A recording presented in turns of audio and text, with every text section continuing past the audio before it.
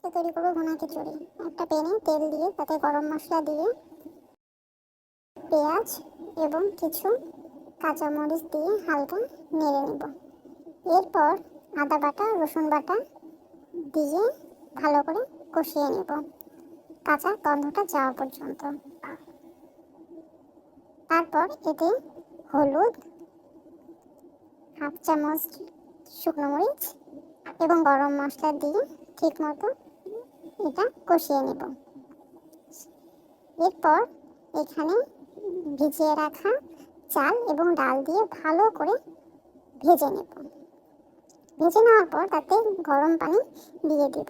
আমি total 3 cup গরম পানি দিয়েছি। এখানে ছোট এলাচ বড় এলাচের গুঁড়ি দিব এবং হালকা করে নেড়ে দিয়ে ঢাকনা দিয়ে দেব।